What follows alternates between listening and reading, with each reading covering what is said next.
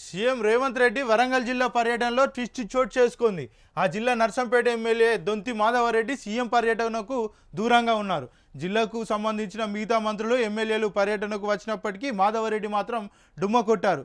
Revanth Reddy PCC చీఫ్గా ఉన్న నాటి నుండే మాధవరెడ్డి ఆయన కార్యక్రమాలకు దూరంగా ఉంటున్నాడని ప్రచారం జరుగుతుంది. సీఎం వరంగల్ జిల్లా పర్యటనకు వచ్చిన కనీసం మర్యాదపూర్వకంగా కూడా కలవకపోగా వరంగల్ హన్మకొండ జిల్లాల సమీక్ష సమావేశాన్ని కూడా ఎమ్మెల్యే డుమ్మ కొట్టడం ఆశ్చర్యకరం. ఇక రేవంత్ రెడ్డి సీఎం అయిన తర్వాత పార్లమెంట్ ఎన్నికల సమయంలో వరంగల్లో నిర్వహించిన భారీ బహిరంగ సభకు కూడా మాధవరెడ్డి హాజరు కాలేదని తెలుస్తుంది. ఇక అంతేకాకుండా ఆయన ఎమ్మెల్యే ఉన్నప్పటికీ ఎలాంటి ఏర్పాట్లు చేయలేదని సమాచారం. అప్పుడు కూడా మాధవరెడ్డి సభకు రాకపోవడంపై రకరకాల వార్తలు వచ్చాయి. గతంలో పీసీసీ అధ్యక్షుడిగా రేవంత్ రెడ్డి పాదయాత్ర చేసిన సమయంలోనూ మాధవరెడ్డి రేవంత్ రెడ్డిని నర్సంపేటలో అడుగుపెట్టనివ్వలేదని వార్తలు వచ్చాయి. ఇక శనివారం జరిగిన పర్యటనలోనూ ఆయన కనిపించకపోవడంతో అందుబాటులోనే ఉండి రాలేదా, లేదంటే ఏదైనా కారణాలు ఉన్నాయని ఆ పార్టీ నేతలే చెవులు కొరుక్కుంటున్నారట. సాయిచంద్కి ఘన నివాళి సంతాపం తెలిపిన కేసీఆర్, నివాళులర్పించిన కేటీఆర్, హరీష్ చిరకాలం గుండెల్లోనే ఉంటారు కేటీఆర్. తెలంగాణ ఉద్యమ గాయకుడు మాజీ గిడ్డంగుల కార్పొరేషన్ చైర్మన్ వేద సాయిచంద్ ప్రథమ వర్ధంతి కార్యక్రమంలో సాయిచంద్కి ఘనంగా నివాళులు అర్పించారు. తెలంగాణ ఉద్యమానికి సాయిచంద్ గొంతు ఎనలేని బలమిచ్చిందని బీఆర్ఎస్ వర్కింగ్ ప్రెసిడెంట్ కేటీఆర్ అన్నారు. ఈ సందర్భంగా తెలంగాణ ఉద్యమానికి బీఆర్ఎస్ పార్టీకి చేసిన సేవలను గుర్తు చేసుకున్నారు.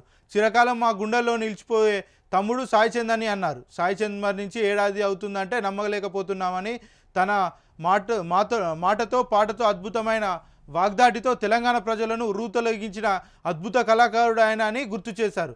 భవిష్యత్తులో సాయి కుటుంబం కోసం ఎల్లవేళలా పార్టీ తరఫున ఆ కుటుంబానికి అండగా ఉంటామని, ఆనాటి నుంచి నేటి వరకు ఎలా అండగా ఉన్నామో భవిష్యత్తులో అలాగే అండగా ఉంటామని కేటీఆర్ భరోసా ఇచ్చారు.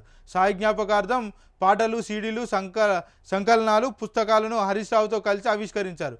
ఈ సందర్భంగా వీటిని రూపొందించిన వారికి కేటీఆర్ అభినందనలు తెలిపారు. సాయిచంద్ను కేసీఆర్ ఎంతో ప్రేమించేవాడని హరీష్ రావు తెలిపారు. ఉద్యమ సమయంలో ఏ పాట రాయాలన్న రసమయి సాయి కుడి ఎడమ భుజంగా కేసీఆర్కు ఉండేవారన్నారు. ఉద్యమాన్ని ముందుకు నడపడంలో కేసీఆర్ అడుగులో అడుగు వేశారన్నారు. సాయి పాట ప్రవహించే నదిలో ఉండేది, ఆ గలం గలగల పారే గోదావరిలో ఉప్పొంగేది. సాయి స్వరంలో నుంచి పాటలు ఎంతో అద్భుతంగా వచ్చాయి. సాయి లేకుండా కేసీఆర్ సభ ఉండేది కాదన్నారు. అంత గొప్పగా పార్టీలో కేసీఆర్కు దగ్గరయ్యుండని గుర్తు చేశారు. సాయిచంద్ బీఆర్ఎస్ పార్టీకి చేసిన సేవలను మాటల్లో చెప్పలేమని మాజీ మంత్రి సిద్దిపేట ఎమ్మెల్యే హరీష్ రావు అన్నారు.